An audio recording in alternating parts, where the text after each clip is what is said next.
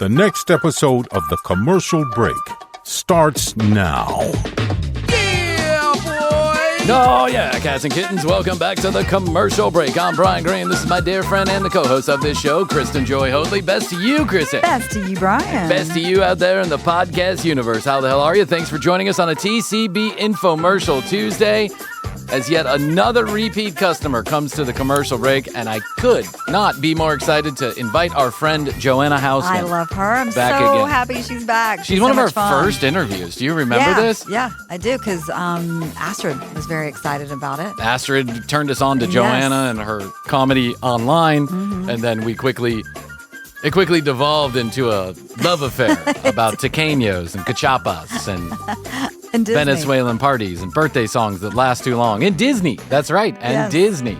Joanna had a show on Disney. It's still available on Disney Plus, I think. But now the big news is that Joanna has been writing and part of the creative team behind the return of Phineas and Ferb. That is the big news around Joanna. I think she's got other things in the works she may or may not be able to talk about. But my oldest just became infatuated with Phineas and Ferb over the last 6 months. Yeah. And I can't tell you how many of those episodes I've watched. And I got to be honest, I missed the Phineas and Ferb boat the first time around. Yeah. Because I was too old.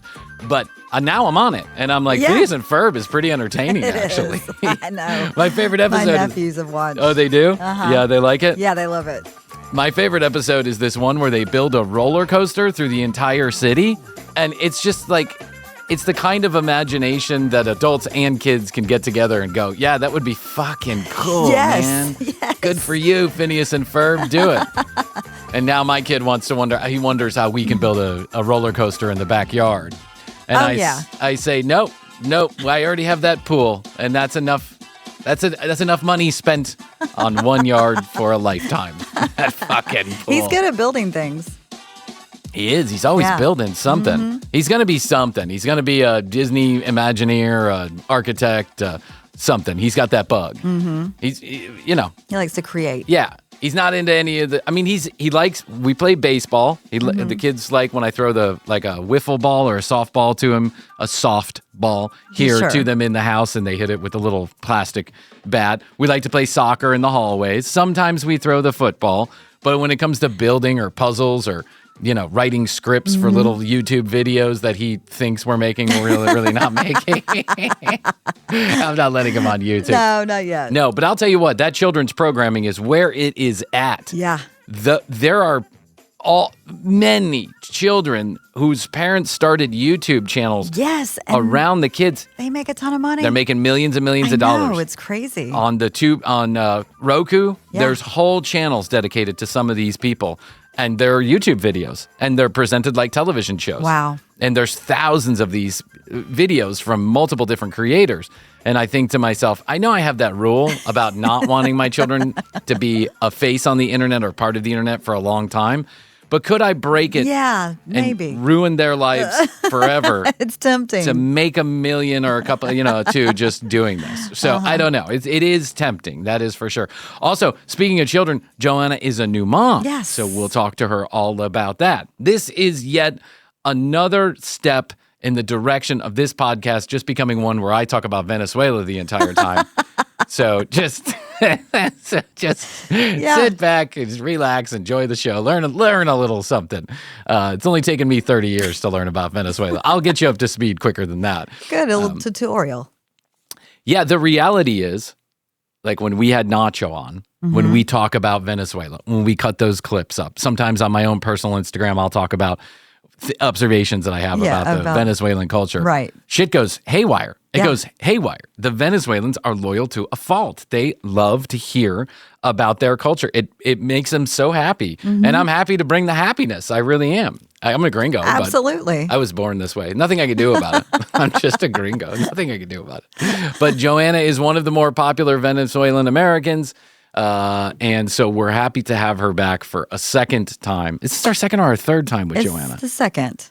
I feel like we had a second time scheduled with her once. And it got rescheduled? Something happened. She had to go Phineas and Ferb it up or something. Yeah. Yeah, she's important. We're not, so. Sometimes you just got to take the good with the bad.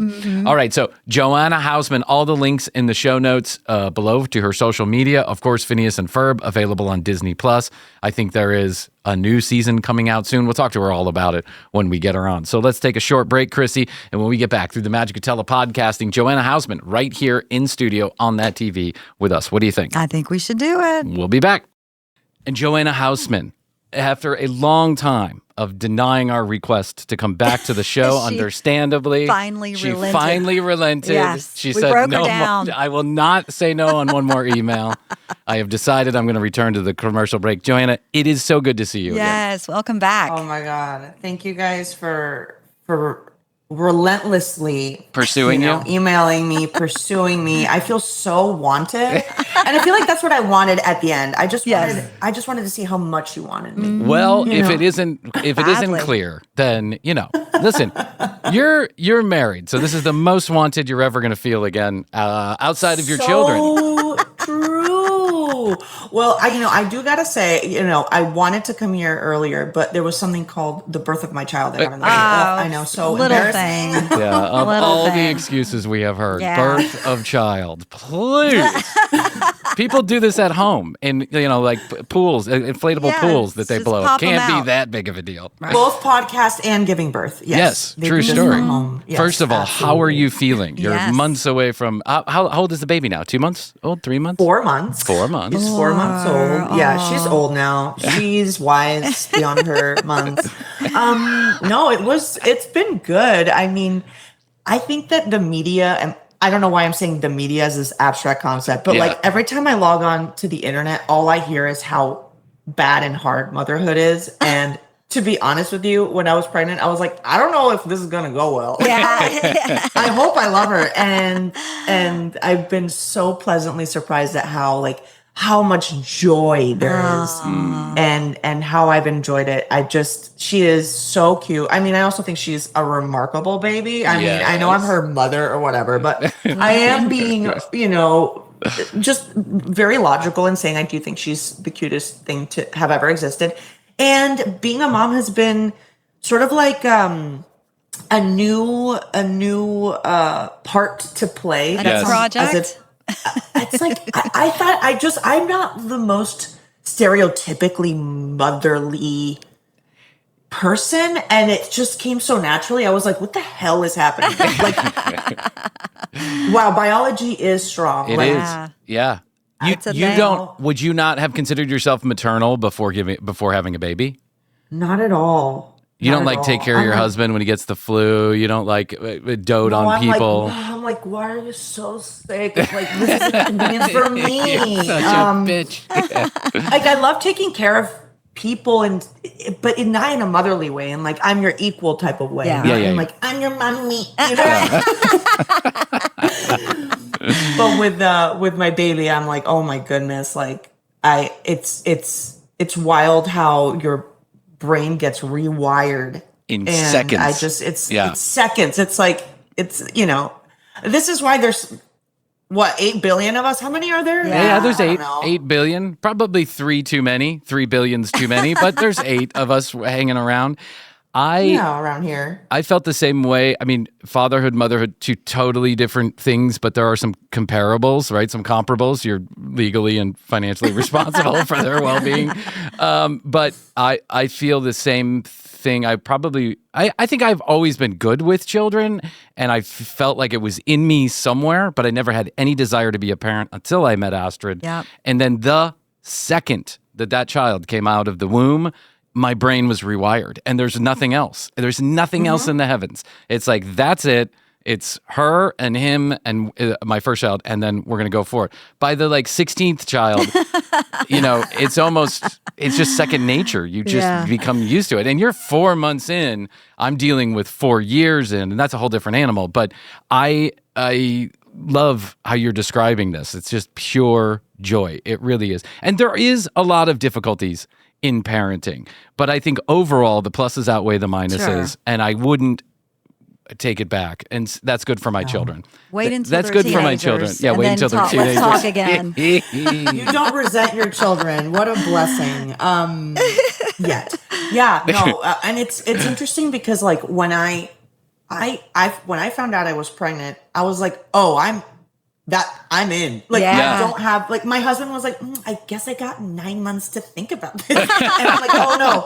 The next day I feel like trash. And I feel like I can barely exist. And I feel like being a mom is like being hazed into parenthood because for 9 months, there's no cuteness, there's no baby. Your body's just going through a full body demolition. Yeah. And it's like, you think you want to be a parent, bitch, you know?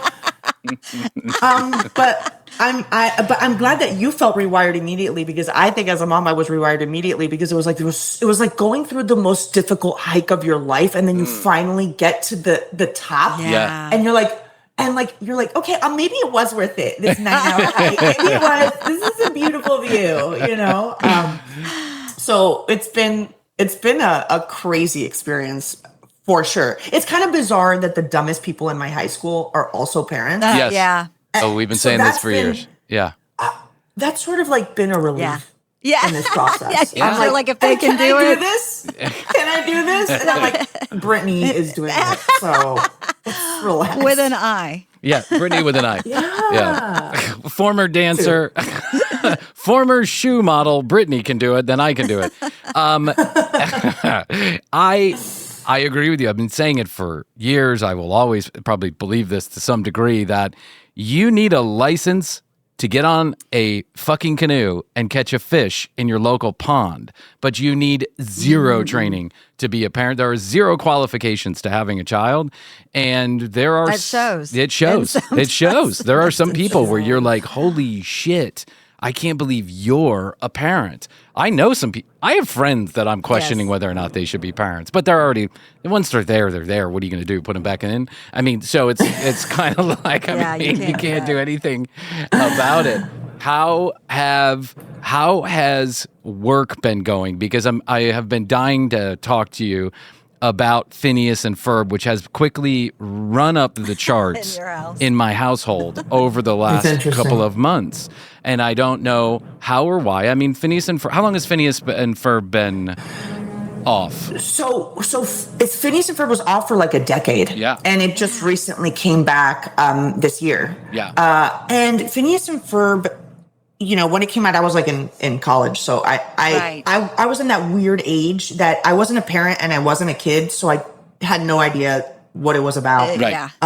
Until later on in life, when I started learning that Phineas and Ferb did sort of the impossible, which was, it was technically a kid's show, but 50% of its viewership was adult. Yes. Because the writer's room treats it as a true co-viewing show, meaning, there's going to be crazy fun action sequences and this, that, and the other, but the humor on the page is for intelligent audiences. Yes. And treating your audience as the most intelligent person in the room.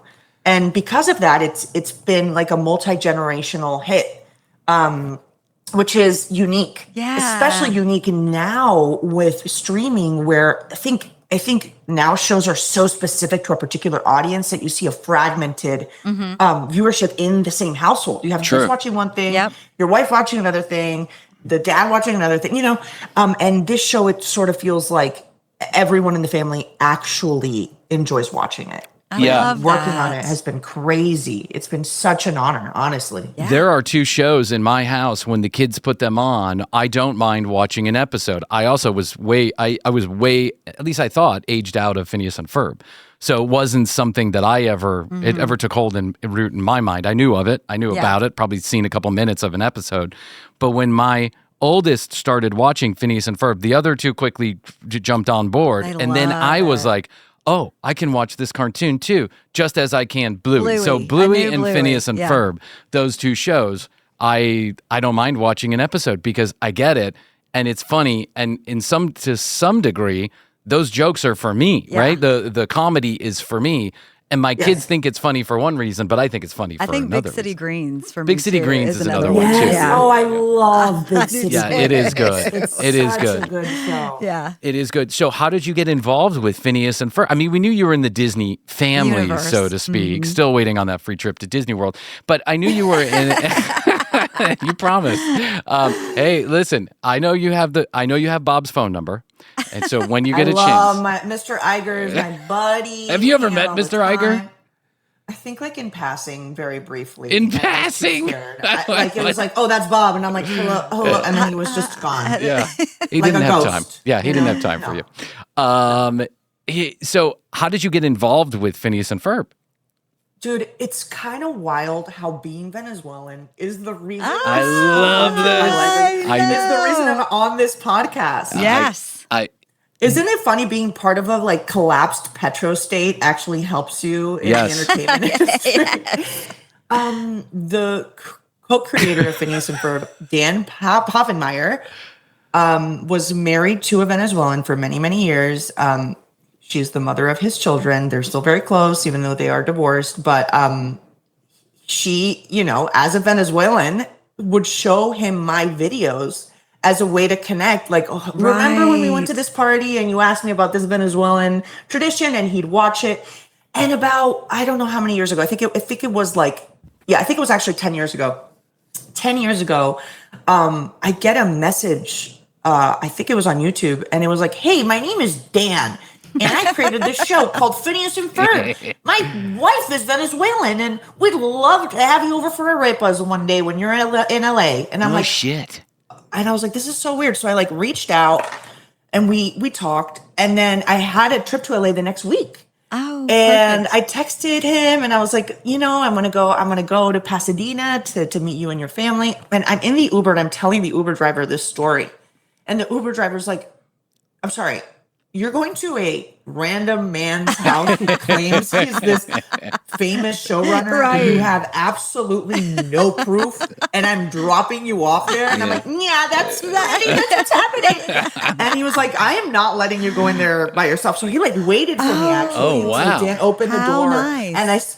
And I saw the two little girls running around. Yeah. And I gave him 5 stars and a pretty good tip. Yeah. So that's how this started. And that sort of began a friendship between me and Dan. And Dan also has been sort of like a guiding light for me in my career, where anytime I had questions or concerns, or I had a new pilot, or I had this, I always like felt like I could ask him for advice.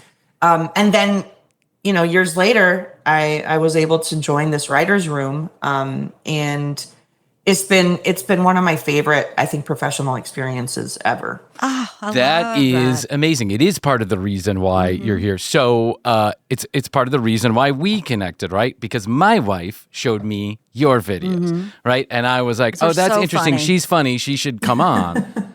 And I just had a chance to sit down and have some time with Nacho Red from Escuela de Nada.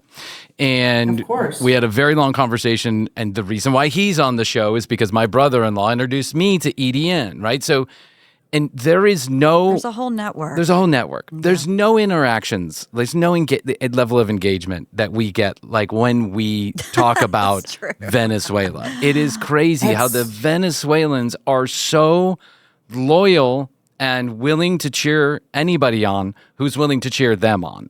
And 100%. Yes. It gives me the warm and fuzzies in a way that it's hard to describe, because I feel like an honorary Venezuelan. First of all, even if you don't want me, I'm here, and I'm the gringo Venezuelan. And it is kind of crazy how this like disparate people, this displaced people all around the world have embedded themselves in these industries and these communities and these places, and now they're all connected by some tissue. And look at you, Phineas and Ferb. Not maybe because you're Venezuelan, probably also because you're funny and all the other stuff, but originally started because you're making content about Venezuela that's relatable to some people across the pond. Yeah, that's insane. Well, it's interesting because I remember a while ago I was going through this like existential crisis where I once again, it was like we lost another election in Venezuela. And by lost, I mean like obviously it was stolen from us. And it was this like feeling of deep sadness. And I remember my dad telling me, like, yes, of course there's so much tragedy, but within all this tragedy, there's this diaspora, and there's positive externalities to diasporas. And I'm like, I don't know what the fuck you just said. What is it? What is a diaspora? And he was like, no, because when a big migration of people leave a country, they affect the world. You see their food around the world. You see their humor around the world. You see them acting in movies in different countries. Their culture starts permeating outside of the country. And you see it in like cultures from the past, the Irish after the potato famine. You had the Italians in the 20th century. So, all of these big cultural movements that sort of globalized certain cultures came with a lot of sadness and tragedy attached to it. And, that's like the bit of the positive I see in seeing so many Venezuelans away from their home country is we've created an identity outside of the geographical constraints, and we're affecting culture outside of our country. And that's kind of cool. It's very cool. It's very beautifully stated. And I agree with you. And as someone who's married to a Venezuelan and, my best friend is just being in the community, it is cool to see, because emigrating has got to be the like one of the most, besides parenthood, has got to be the second most difficult thing that a human being can do. And I've seen it firsthand. Well, kind of forced. You leave everything you know, right? You leave everything that you know, and you have to start off from scratch in a new place where you don't know people, you don't have connections, you're lonely, maybe you're tired. Don't speak the language. Maybe don't speak the language. That's right. And so it's got to be one of the most difficult things that you can do to sort of rise up, to meet the challenge, and then to rise above that and affect the people around you, the communities around you, is a beautiful thing. In Venezuela, as I will attest to the day that I die, is such beautiful people in general. Company not excluded here, because you are definitely one of my favorites. And so let me ask you this. So you did lose another election or stole another election or whatever. And then this lady wins the Nobel Peace Prize. And then hands it to Trump. And I think I understand she's playing the game here. I think I understand she's playing a game a little bit. I get it. I understand. I understand that this is probably not all is on the surface as it seems. But did you feel a sense of pride that they gave her the Nobel Peace Prize? I mean, of course, we have not received any good news in so long. And that felt like, wow, our struggle that usually feels separate from general conversation. Venezuela almost feels like a niche country. Like, wait, what?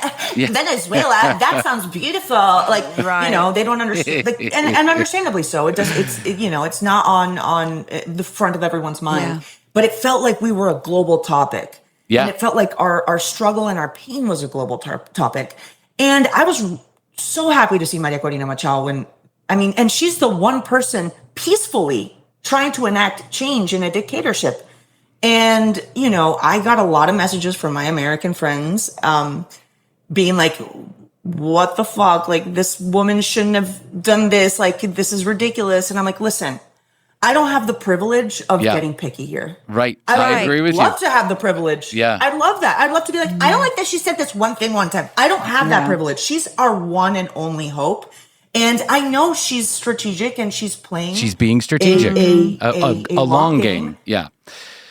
And I know that she's like, I'm going to do whatever I need to do to make sure that this dictatorship topples and we're able to have democracy and freedom in this country. And I don't care what she does in order to make that happen. Yeah. And so, anytime a friend would be like, wow, isn't that just so, you must be so upset. I'm like, girl.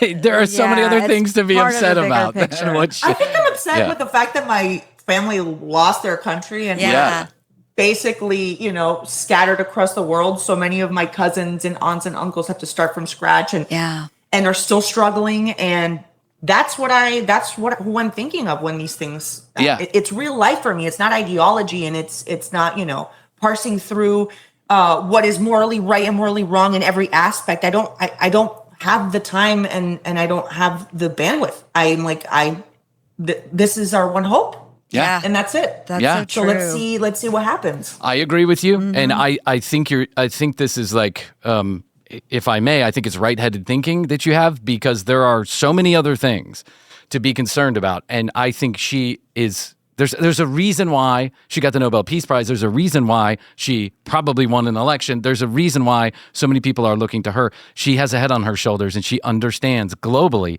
that she needs to play whatever game she needs to play to make sure that things at home get fixed. And she's still living in the fucking country too. So, that's like the most insane thing is she's not like, living high on the hog in Aruba or something. She's still living in Venezuela, and she's in hiding. She's in hiding because if they find her, she's in prison. She's in prison. And she's doing all of this with no calls for bloodshed. Do you know what I'm saying? Yeah. This woman has perfectly crafted a peaceful revolution. She was able to build with her team the technological necessities to be able to count the votes in the last election and prove that democratically the opposition won. She did everything right. She's doing everything for our country. She's doing everything right. Yeah. And if she doesn't fit in your global politics for X, Y, and Z reason, great. But it doesn't matter. Yeah. But it doesn't matter. It doesn't matter to Venezuelans. It doesn't matter it doesn't matter to Venezuelans. Venezuelans just want their country back. They want to be able to go back home. They want to be able to live in peace and freedom and not have, a dictatorship censoring them and imprisoning them and killing them. So that's the priority for us, baby. Right. Yeah. And if you don't get it, step back is what I'm saying. And I said to many friends, actually, I was like, girl, let her do her thing. Let her do her thing. There's a lot of people's lives at stake. Yeah. You are Venezuelan, so has your larger community now rushed in to co-parent your child with you? That's hilarious. Absolutely. Yeah. My mom is arriving on Friday. Are you excited? By the way, I'm excited. It's interesting because there's a lot of cultural differences I note from Venezuelans to honestly where I've lived most of my life, which is the United States. And in the States, it's like you study, you grow up in one city, maybe you go to college in another city, and then you move to another city for work. That's sort of like a natural progression, right? Yes. In Venezuela, you live at home with your parents until you get married, until your children get married. Yeah, until they have grandchildren. Yeah. And so there's this multi-generational raising of children, right? And it's the grandparents are involved. The cousin that's not really your cousin is involved. Everyone, it's this big. While here, I moved to LA for a career. I'm following the American path of the American dream, which is I'm in a city. I started from scratch in the city. I don't know anything about this city. I actually low key don't love it, but I'm here because it's the right place for me for my career. But I'm alone here. I don't have any family, so it's weird because my family's proud of me, but my family, my mom will be like, oh yeah, you must be so alone there with the baby, and you don't have me next to you that can take care of her or whatever, whenever you want. And it's so hard for you. And I'm like, yeah, no, it's hard, Mom, for sure. And she's like, ay, pero que, you know what I would love? Pero que. Just call me Pero que. and be like, take care of the baby, and I do it for free. I'm a free nanny, and I'm like, Mom, I don't know what to tell you. I live in LA, so it's been interesting, and it's been and where is she? Very much. She's in Boston. Okay. Which is funny that woman lives in Boston. Right. I don't know. And she spends a lot of time in the Berkshires, which is it's the most preppy, kind of slightly uptight East Coast. Oh, it's erudite. It's erudite. Yeah. And everyone in the Berkshires loves my mom goes into the library and they're like, oh my God, Anna, you're here. And she's like, I'm back in the library, baby.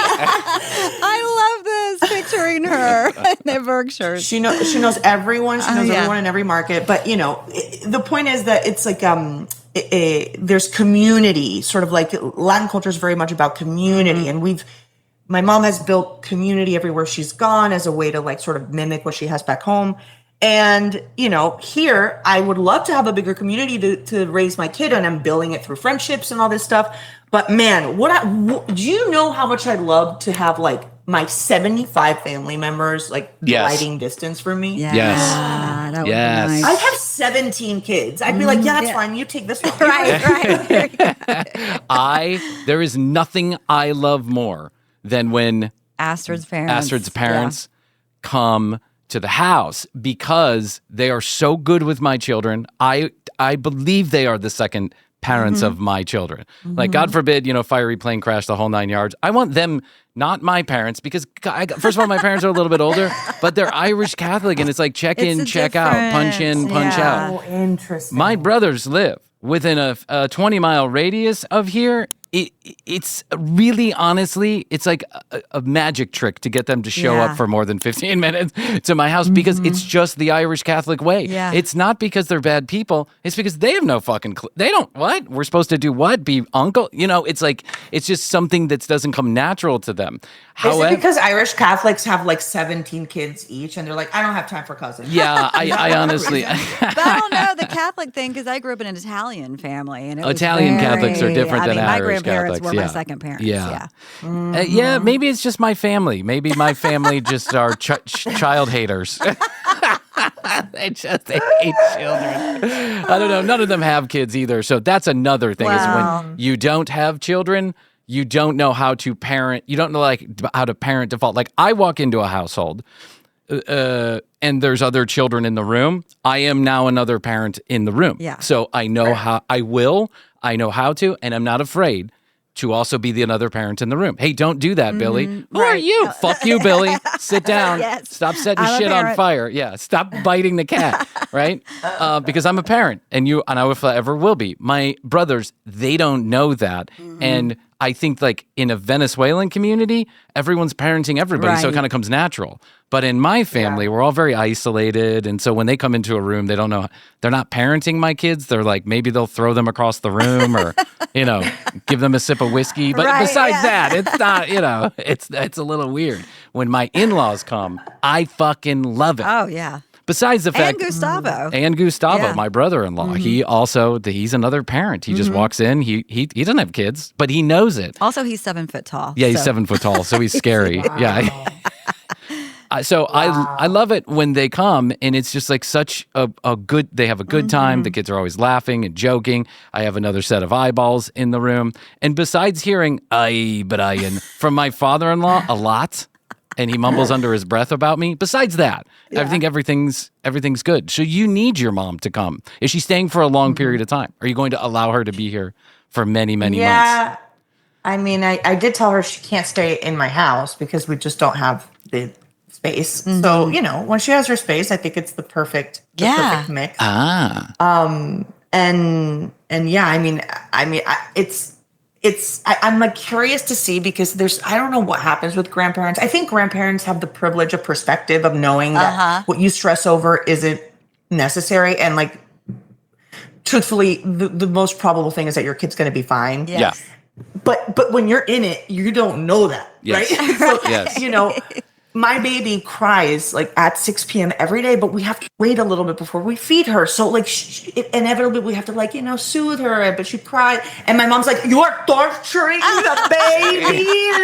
Give her the food. And I'm like, no, we're not sleep training her. And she's like, I didn't sleep train you at all. I just gave you what you needed. Because I was like, and it's like a lot more intense. So it's, we also have so much more research at the palm of our hand when it comes to so much of this. And I think, I don't know, my parents like winged it. My mom was like, Totally. what are you Mine reading? too, Like, what's all this reading you're doing, these books? And she was like, you were born, I just figured it out. Yeah. So I feel like there's this like generational divide with information. Yes. Which is interesting. And like, I think that will probably battle it out. Who knows if there'll be survivors, but we'll try.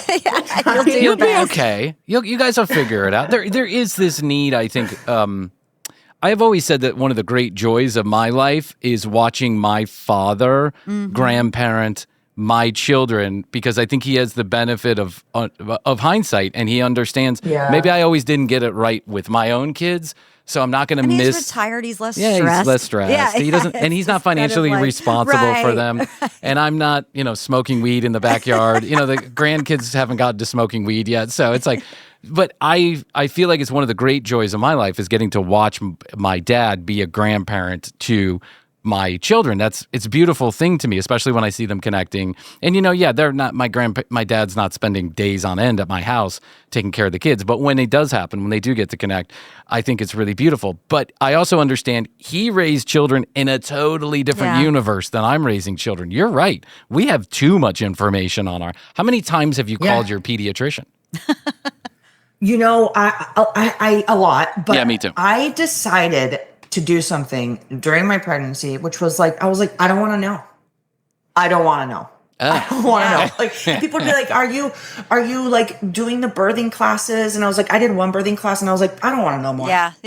I don't want to know more. We used to do this in a cave. Yeah. And I think that there was some wisdom to that. Yeah. Where you're just like blindly going into something because it's like you're about to jump from a bungee jump, whatever cord thing, and they're like over explaining gravity to you. Right. And it's like, I know generally what's going to happen and I'd rather just not overthink it. Yeah. And so which is very unlike my character. I'm very neurotic and very anxious. And with this whole process, I've been sort of like, my husband's the one that's reading all the books about sleep training and all this stuff. And I'm just sort of like, I'm going to listen to him, but I'm also just sort of like, I don't know. It'll work out. Yeah. It'll work out. As I've said before, there's so many of us on this earth. Yeah. So, I think we're more resilient Our parents than we get. Yeah. threw us in a crib and said, figure it the fuck out. They didn't say figure it the fuck out to any other adults in the room. They said figure it out to the 9-month-old. They said figure it the fuck out and keep it quiet in here so I can get some sleep. And look how I turned out. Just fine. I can't sleep for shit. And I have a bad anxiety problem. But besides that, I'm okay. But I mean, Oh my God, yes. I do think our anxiety problem, my dad told me, he had the audacity of being like, I think I know where your anxiety comes from. And I'm like, yeah, what do you think, Dad? Maybe growing up in Venezuela, where we were moving all the time, where the coup d'etat was coming, where there was instability everywhere, where you and Mom were fighting over politics all the time. What do you think? He's like, no, I think it's because you had colics the first 3 months of your life, and it rewired your brain in a crazy way like that. And I'm like, pretty sure that's not the case, but maybe. Yeah, maybe. Yeah, you never know. It could be. Could be, Dad. That's the thing is you never do know. Well, you don't. No, you never do know what's going to manifest further down the line. And listen, I've always thought about parenting this way and I don't always. I wish that I could listen to my own words sometimes, but I try.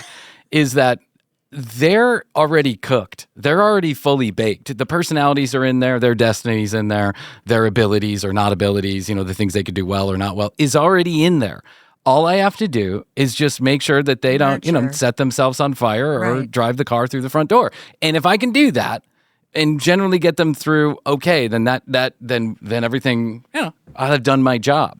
I read love and support. Love, support. If you just shower them with love, I mean, I know that you have to be a bit. Yeah, you got to be disciplined. Yeah. But the love element is so important. Very. It's like they just have to feel special. Yeah. So, That's how you cook them. And that you're the biggest fan. That's how you cook. That's how you cook them. That's how you cook them. Bake them up. It's like a taqueño. You put it in the fryer. It's like you put it in the air fryer. Your love is the air fryer. You just put... love is the air fryer. The air fryer. What a beautiful metaphor. Okay, if you clip this, Venezuelans are going to share it like crazy. It's like, oh my God, he compared the love of parent to taqueño. That is perfect. I feel seen. Clip it, Kevin. Clip it. I'm excited for you because also 4 months old, 4 to 1.5, the golden time. Now having some perspective, the golden time because they need everything, and that's good and bad some days, but they need everything from you. You're the only thing they care about. You're the entire world. They cannot yet get into cabinets or your alcohol by themselves, so you don't have to worry too much. And it's just a lovely time to bond with the child. How is your husband doing? Let's talk about him. How is he doing? I think he was born as a dad. That's good. He came out of, have you seen those memes of how I see my dad as a baby? And it's like a full-grown man's face on a baby head, like a baby body.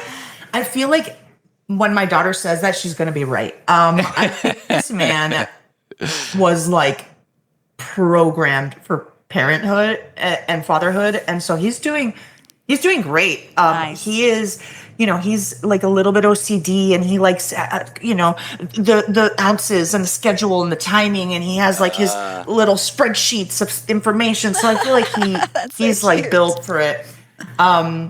And I do think that we subvert the stereotype when it comes to like when women talk about mental load and how they carry so much mental load in the house, how they have to be responsible for so many other things, not just taking care of the baby. Like the expectation is that a lot of this stuff is on them. And I feel bad when I hear these like podcasts and clips because I'm like, oh my God, I'm the problem. I'm like, I'm sort of, I mean, of course, when it comes to taking care of the baby, I'm pretty good at it. But when it comes to like all the other like little minutia, like reordering the formula and like restocking the this. I'm so ADD. I'm like, I don't know. It happens magically. Yeah. It's like, no, I did all of that. Yeah. That's great you have that. Astrid's currently listening going, why can't you be anything like Joanna's husband? You can't, but you know what I was thinking?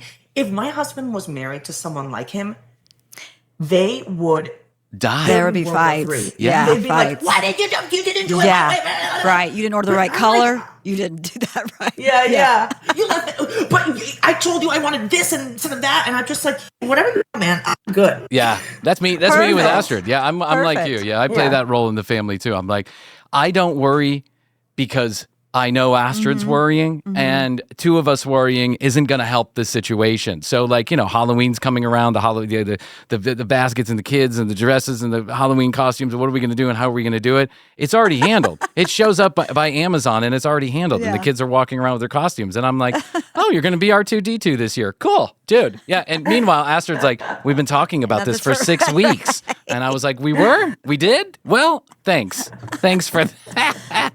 It's just the way that I am. I don't want to die on a bunch of hills. So I let, and she is great at that stuff. That is her strong suit. She is fantastic. Left up to my own devices, those children would be loved and they would have so much fun, but they would be naked and hungry.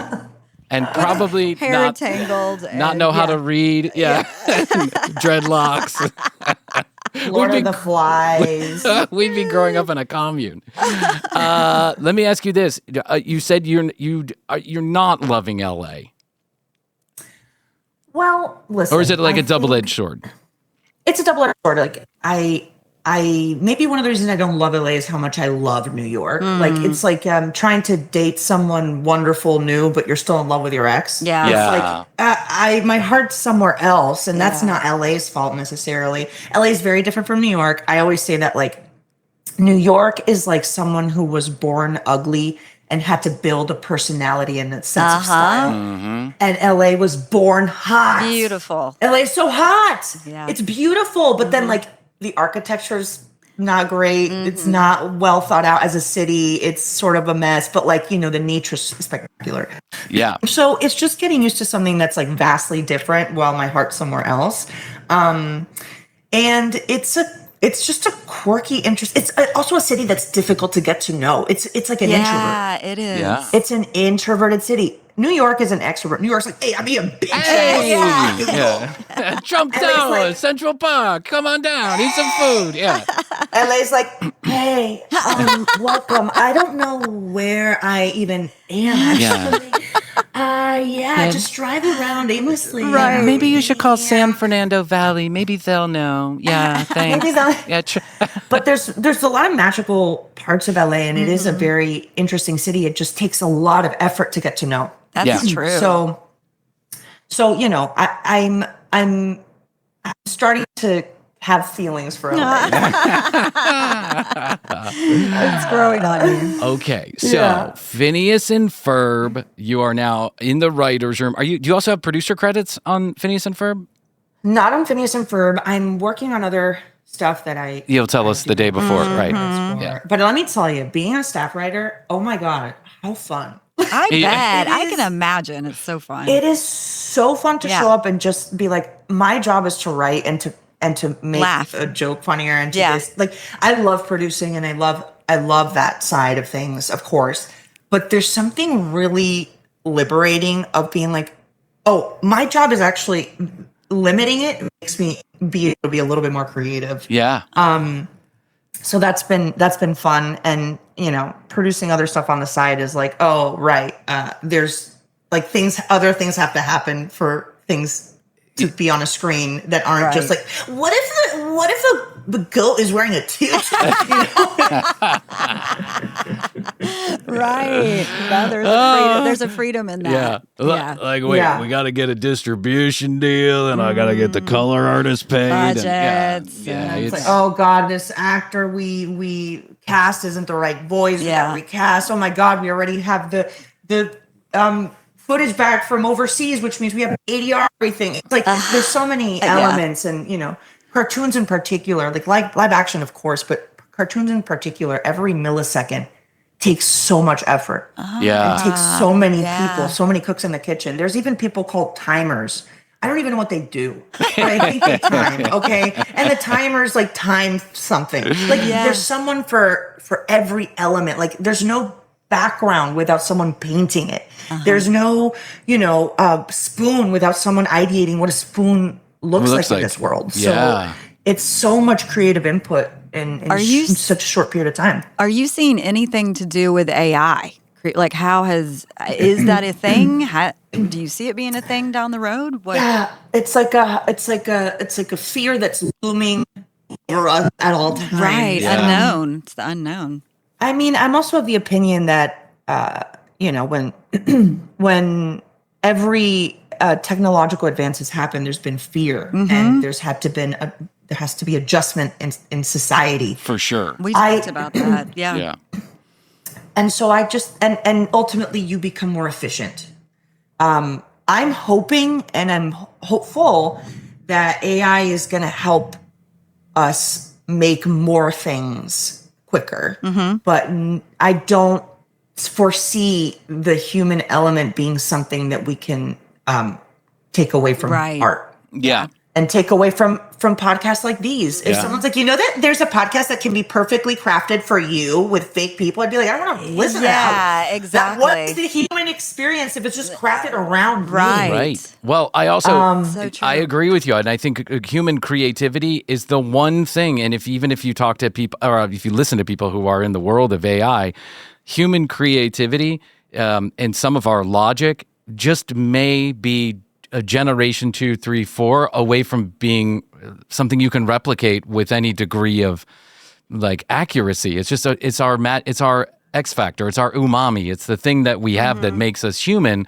That unfortunately for people who want to think we're flawed. Humans are flawed, and that's also what makes us interesting. Well, that's what and we have the ability to make certain types of thinking that we have is really hard to replicate because we don't even understand how it works. So therefore, AI can't understand, not yet at least, can't understand how it works.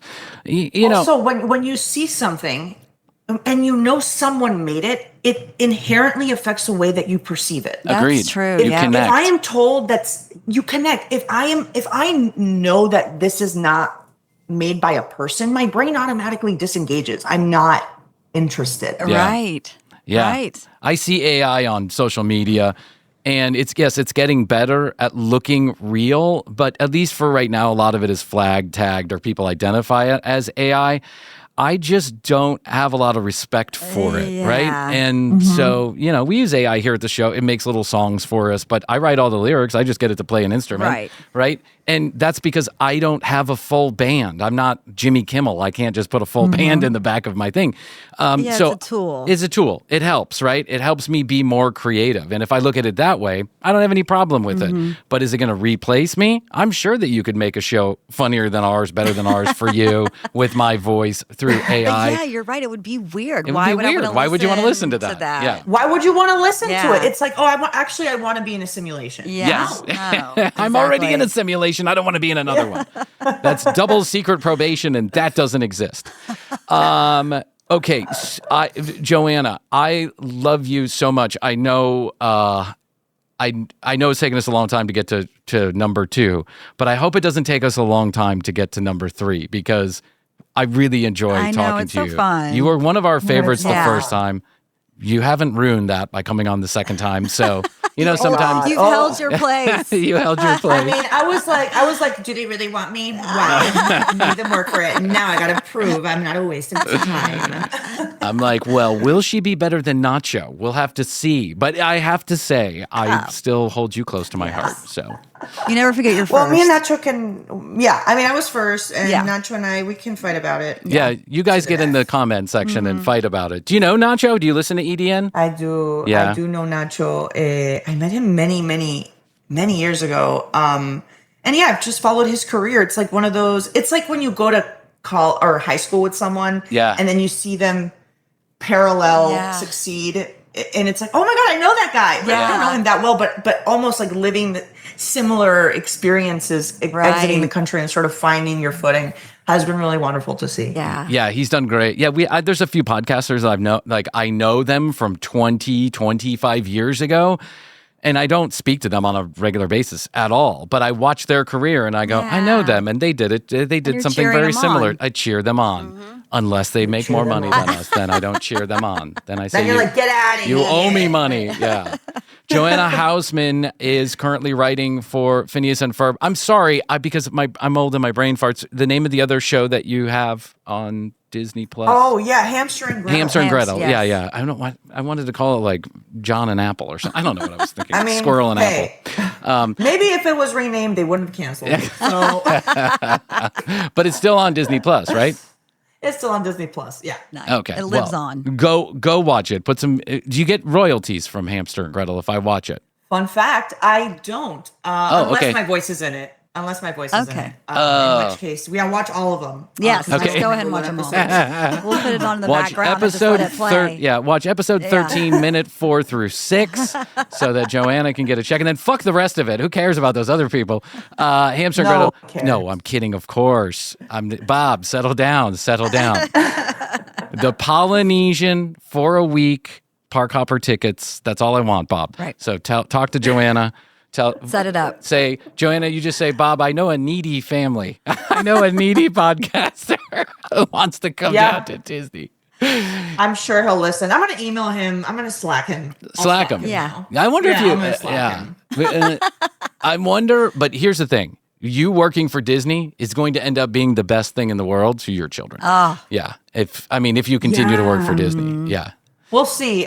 We'll see what happens. But I love that I'm going to be able to share with her soon my content, because a lot of my other comedy, I'm like, you gotta wait till you're older. But those shows, hey, it's gone through a copious amounts of checking from Disney legal. Yes. So to make sure you can see it. Yeah, safe. Well, congratulations too. Yeah. And Thank you, guys. Yeah. congratulations on the baby. Let's do this again in another couple of months. You'll give us the exclusive. And give us the exclusive. Yes. Oh yeah, I got something coming out, and I think it's going to be very fun to talk about once that Okay, NDA we're dies. excited. Okay. If you're not here to allow us to put that out a day before him, we are going to put you in the Nicky Jam category, which is, I don't know. I know. We love I'll Nicky. text you. I promise. Okay. Joanna Hausmann, all of her links are in the show notes. Phineas and Ferb available on Disney Plus. Thanks, Joanna. We appreciate Thank you, it. Joanna. Thank you, guys. Love you. All right, Joanna Hausmann. Yes. I do love her. I know. She's just got. She's a ball of energy. Yeah, I just love talking to her. Yeah, she's sweet. She's kind. She's funny. Funny. She's sharp. She's now a mama, so she's got mama brain. And there's nothing like a mama brain. Mama brains get smarter. Daddy Yes, they brains do. get dumber. We can't handle all the minutia. Well, I was gonna say, there's so many things to remember. Yes. And it just happens. Thank God for mama brains. Thank God for mama brains. Joanna Hausmann is a writer and I think voices some things on the new episodes of Phineas and Ferb. They are available on Disney Plus. I think they also run on Disney Channel. I think they do. I'll put it in the show notes. I want to double check, make sure that's correct. And then, of course, follow Joanna on her own social media for more commentary on Venezuela and Venezuelans. You'll love it. That stuff is really funny. Yes, it is.